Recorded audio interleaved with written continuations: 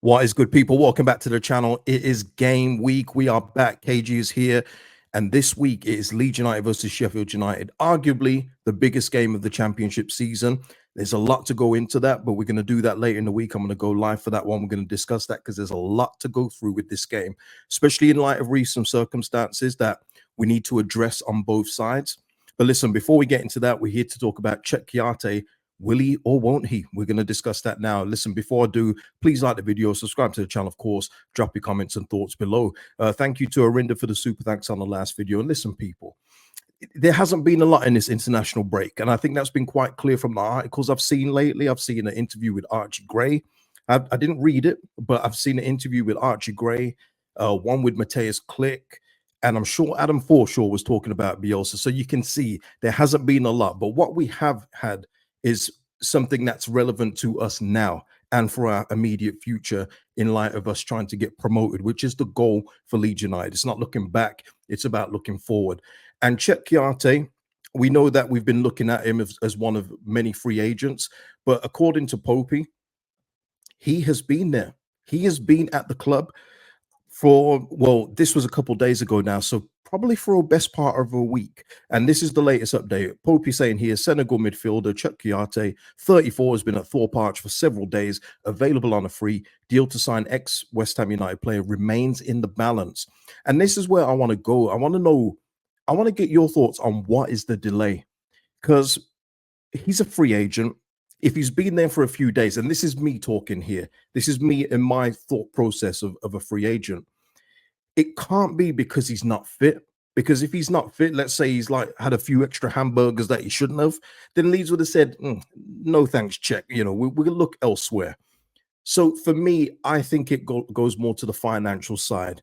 And where it is for me, I don't think it will be the weekly salary. I think that will be absolutely fine for Leeds United, especially where we are, you know, financially and our status in the championship and what we can spend. I think it's probably due more, and this is just my thought process, just mine. I think it's more to do with bonuses. I think this is where we are probably, you know, going back and forth, negotiating and saying, look, you know, because we have a very realistic possibility of getting promoted. And if we're paying out a big amount to check your age, you know, for helping us out, because listen, we are in a position of strength, of course, but we are not at the mercy of a free agent, but they know we're stuck. You know, it's no secret that we are out two defensive midfielders. So if they're saying, look, we get promoted, I said on the last video, if he wants 100,000, 200,000, give it him. You know, we're getting Premier League money. But what if he's going into seven figures? Now, that's where it gets a bit tricky. And you just wonder if there's going to be a sweet spot that will be met financially. You would hope so. Because, I mean, we've already seen it this season with Victor Moses moving to Luton for free. You know, Victor Moses wouldn't be going to Luton unless he thought they had, you know, aspirations to get him back to the Premier League, and he'll be on a decent salary there. I think he was on like 80k at the previous Russian club he was at. He won't be on that at Luton, nowhere near it, but he'll be getting a healthy salary, and you've got to believe there'll be bonuses if they go back up for him. So you're thinking that it's going to be along the lines of that. But what I would say, if for anyone saying if he's asking for too much money, just forget about it. That's where you negotiate. That's where you go into the table and say, look, we want you. We know we can use your versatility. You're still a quality player.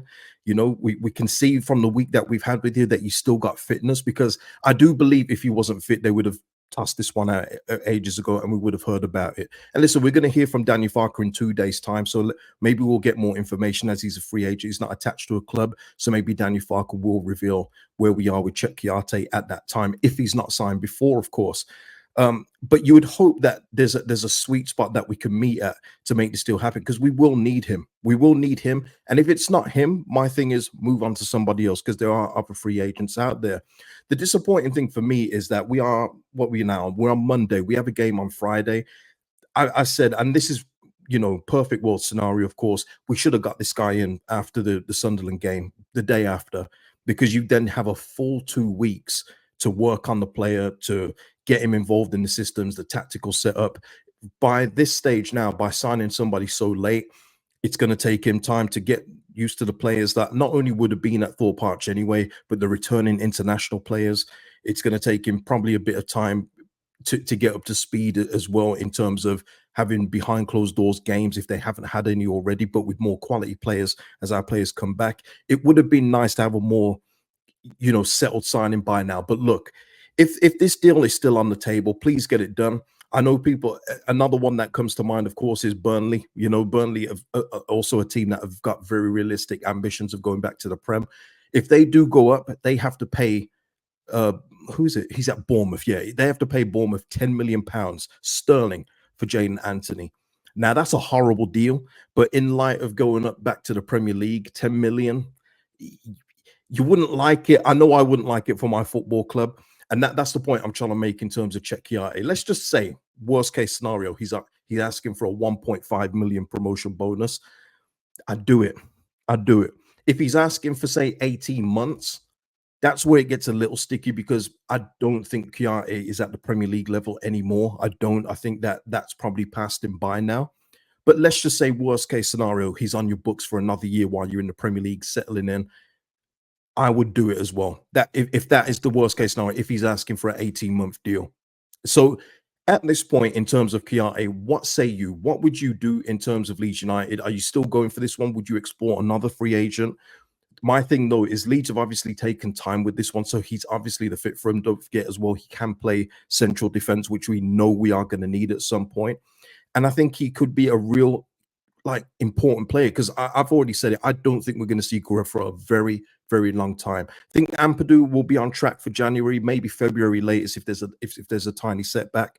But Guerrero's injury is severe, so I don't think we're going to see him. And that's where Kouyate is going to get an advantage, because he will get game time in this system, especially with the way Danny Farker does like a defensive midfielder, as we know.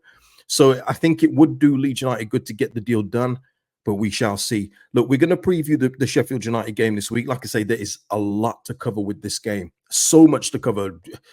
Off the field, on the field, table ramifications. Let me just say this as well, by the way. Illan Meslier, we're talking international breaks. That goal has not gone away. I thought I could just leave it behind. He's been memed. People are replaying it as examples for stuff of what's wrong in men's football when people complain about women's football. We're never going to escape it, people. That era from Illan Meslier is going to be playing for time and time to come. And, we say the international break is probably a good time for him to reset.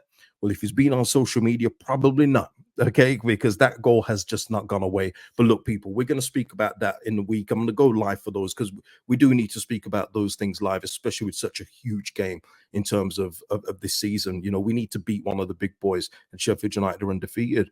But listen, people, give me your thoughts on the Cheikhou Kouyate situation. Let me know your thoughts, comments on whatever's happening, what you think is happening, and I'll see you in the next video, people. We're back. Peace out.